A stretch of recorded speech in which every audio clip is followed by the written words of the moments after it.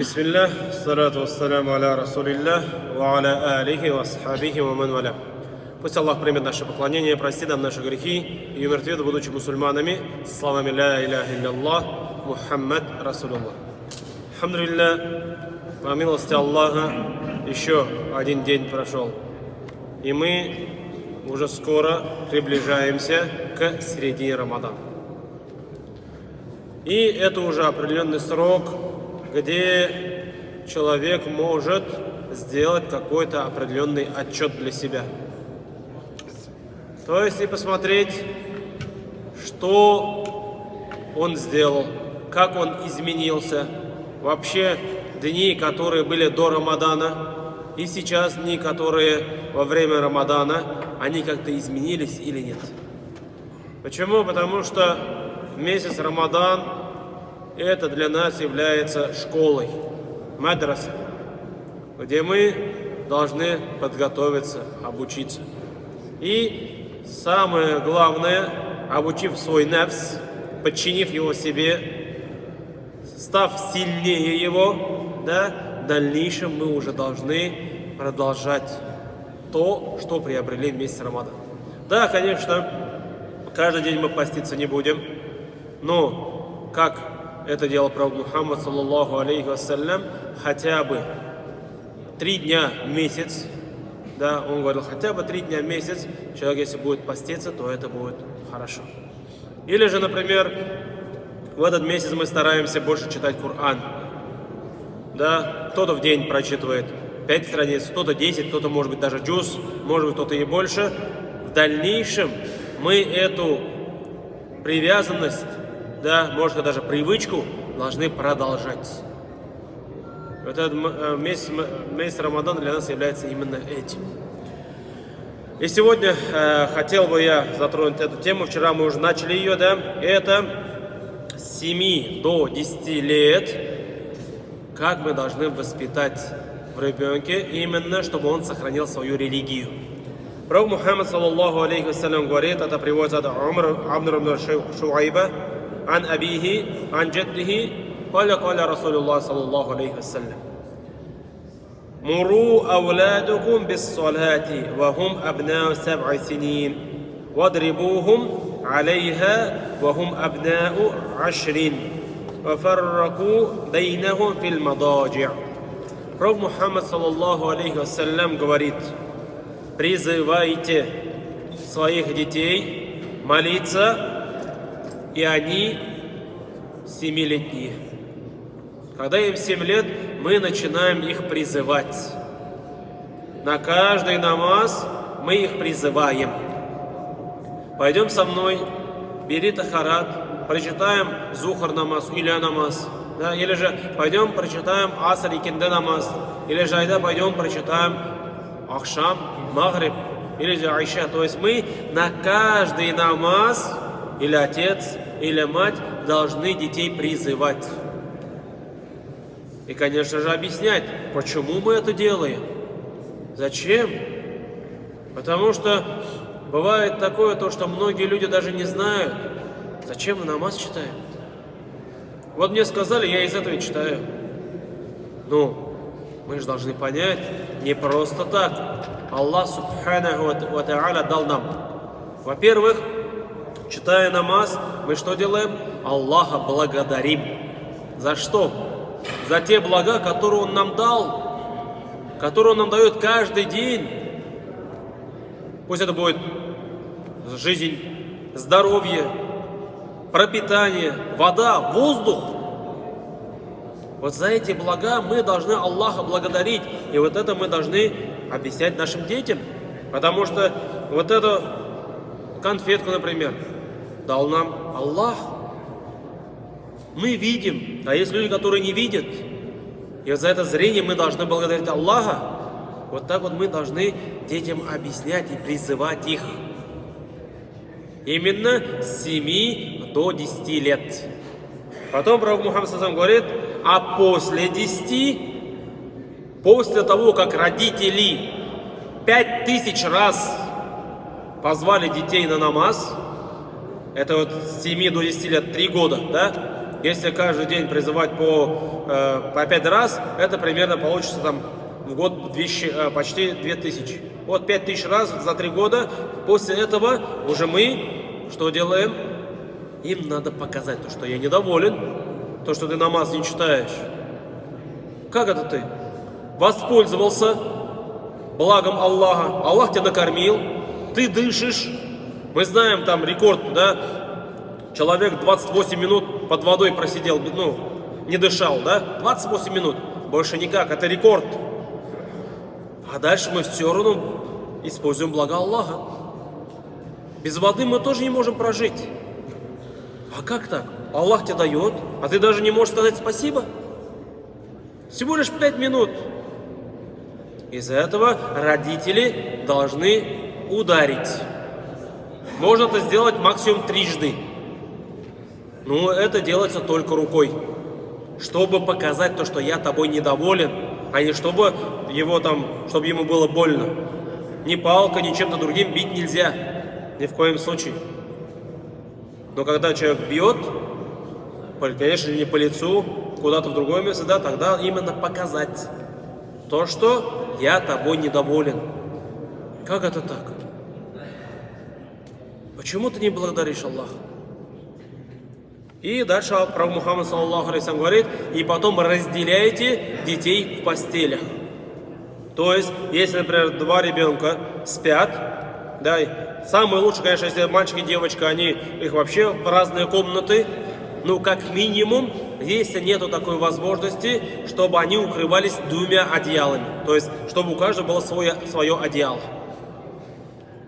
Вот так вот мы уже должны разделять. Почему? Потому что они уже растут. Они уже не просто дети маленькие. Это мы думаем, родители, бабушка, дедушка думают, они еще маленькие, ничего не понимают. Но нет, они впитывают, они учатся. И вот это тихонечко закладывается. А если мы скажем, ладно, вот подрастет, когда начнет понимать, когда он станет совершеннолетним, потом, ладно, я его обучу. Извините, но потом уже будет поздно. Из-за этого мы сейчас должны. И пророк Мухаммад саллаллаху алейхи вассалям говорил, с 7 лет призывайте, с 10 лет уже побивайте своих детей. Из-за этого мы должны в первую очередь обучать детей намазу. Как и пророк Мухаммад саллаллаху алейхи вассалям, после того, как он Муаз ибн Джабаля отправил в Йемен с призывом, после того, как люди скажут «Ля иляха илля Мухаммад Расулуллах», пусть они обучаются намазу. И первое, за что будет спрошен человек в судный день, это будет что? Читал ли ты намаз? Если мы хотим своим детям блага, чтобы они могли ответить на этот вопрос, так давайте обучать их. И на родителях призвать ребенка является ваджибом. Ваджиб. Чтобы мама или папа сказали. Или же, если они не дома, хотя бы позвонить, сказать, прочитал ли ты намаз, напомнить. Потому что, да, они, бывает, заигрываются с друзьями, в футбол играют или еще что-то. Забывают. Даже не то, что мы иногда забываем. Шлайбит. Из-за этого же мы должны постоянно напоминать. А что касается утреннего намаза, что делать? В 3 утра. Ой, как неохота будить. Он так сладко спит, так ведь? Даже когда ты просыпаешься, ой, как тяжело. Лучше бы еще чуть-чуть, да? Но, извините, вот когда, не дай Аллах, но если в доме начнет что-то гореть, начнется пожар, мы что делаем? Будем ли мы будить своих детей? Обязательно. Почему? Потому что если ты его оставишь, то тогда он просто сгорит. А как же ты оставляешь своего ребенка гореть в аду? Как? Почему ты его не будешь? Почему ты его не готовишь? И как ты так спокойно спишь? Как ты так спокойно живешь? Ни в коем случае. Ничего страшного. Разбудил, тахарат взял, намаз прочитал, дальше лег спать. Или же пусть раньше ложится. Пока он у тебя дома, пока он тебе подчиняется, пожалуйста. А то бывает такое, то, что родители сидят в телефонах, кто в Ютубе, кто в WhatsApp, до 10, до 11 вечера, и дети чем-то занимаются, непонятно чем. У них свои телефоны, своя жизнь. Стоп. Мы должны понять, мы родители, я папа, я мама, мы за них несем ответственность. А если мы вот эту ответственность не выполняем, то за это мы получаем грех. Может быть, ты даже этого не замечаешь, но мы за это получаем грех.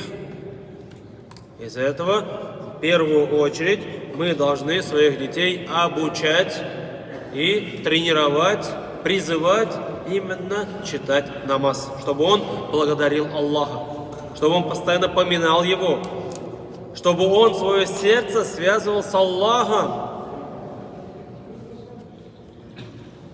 И когда, например, может быть, он сказал то, что прочитал намаз, а ты заметил то, что он даже тахарат не взял, тогда мы ему должны объяснить, поругать его и сказать то, что я тебя люблю и желаю для тебя только блага. Не хочу я тебя не бить, не кричать на тебя, не ругать.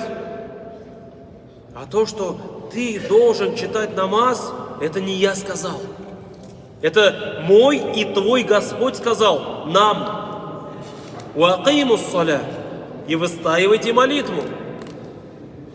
И это единственный приказ, который был передан пророку Мухаммаду, саллаллаху алейхи вассалям, напрямую, а не через посредника, ангела Джибрииля. Исра валь-Ми'раджь, если кто не знает. Единственный приказ. И это указывает на важность именно молитвы.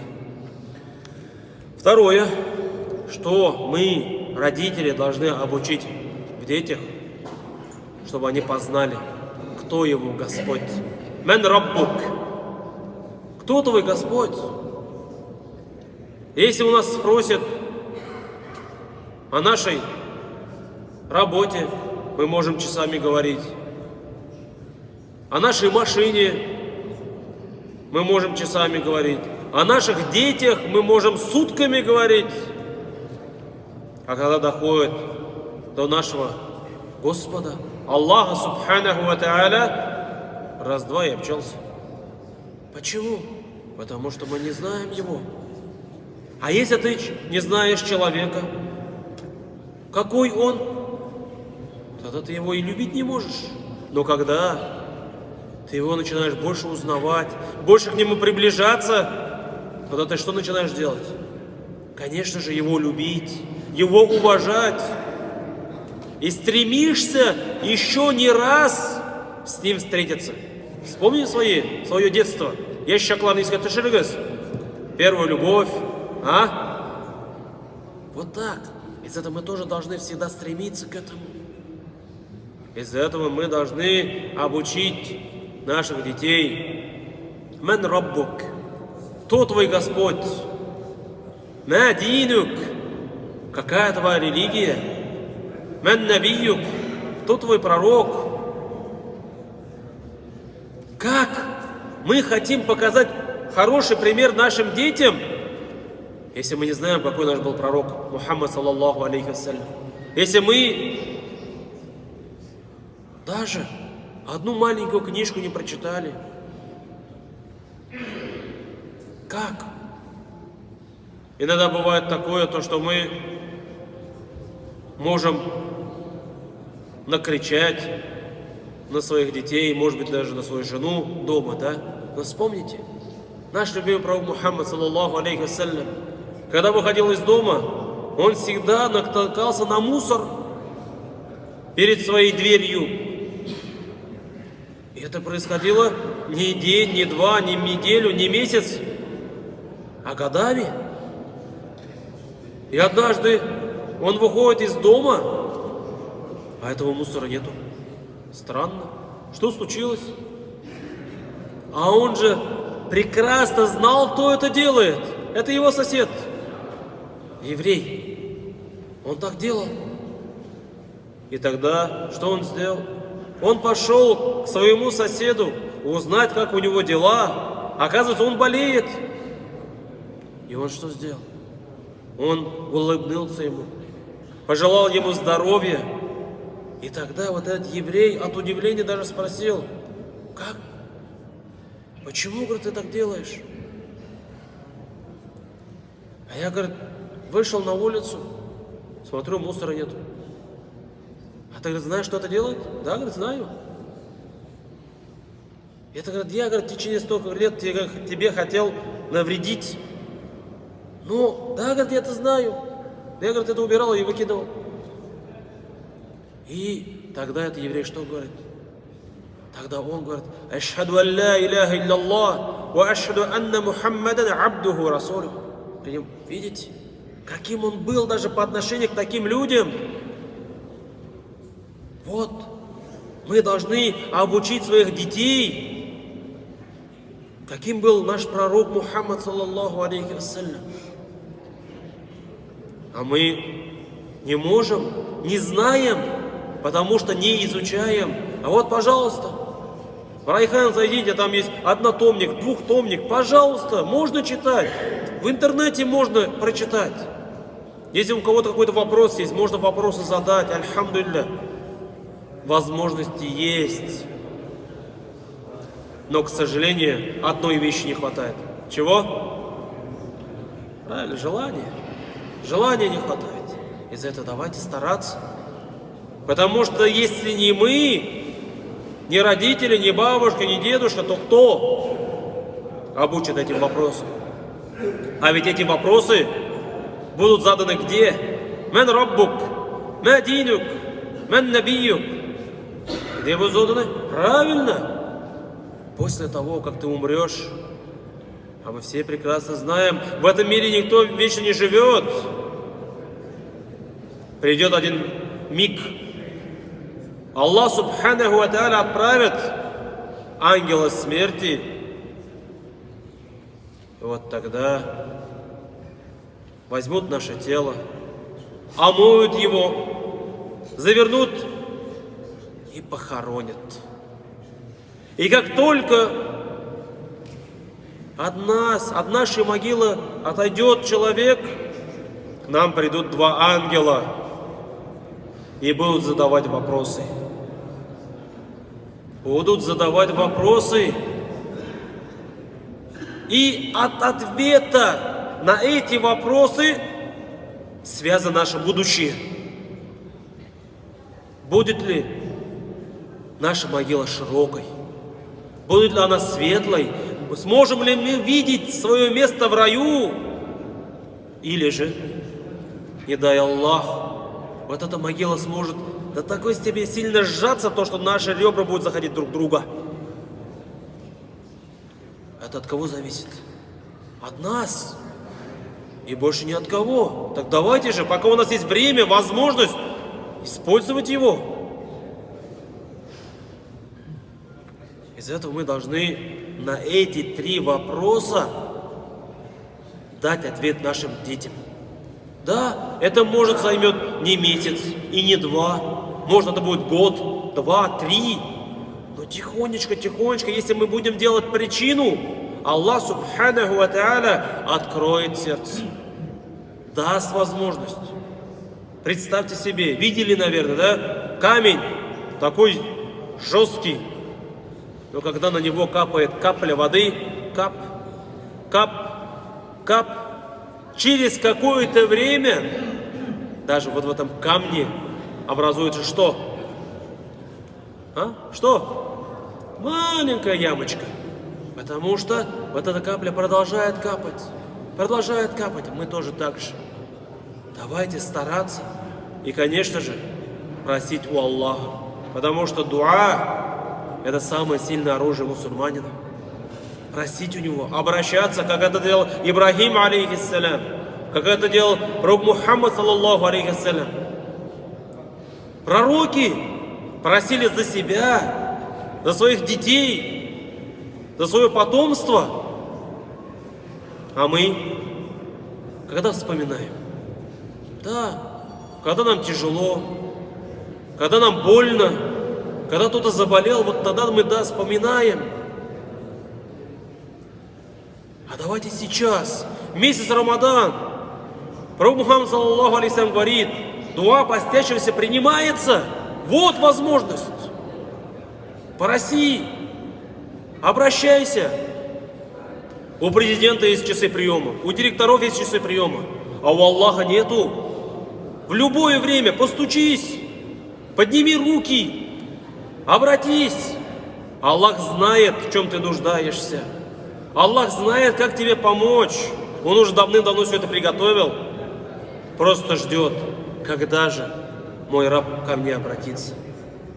И вот тогда мы получим эту награду. Он нам ответит. И тогда мы, и наши дети, и наши потомства будут счастливы, будут радоваться. И дай Аллах, пусть Аллах так сделает, чтобы Он, как собрал нас здесь, в своем доме, также и соберет в райских садах Фирдаус. Субханаллах бихамдик, шаду ан ла илляха илля ант, астагфирука ва атубу илейк. Джазакумуллаху хайр.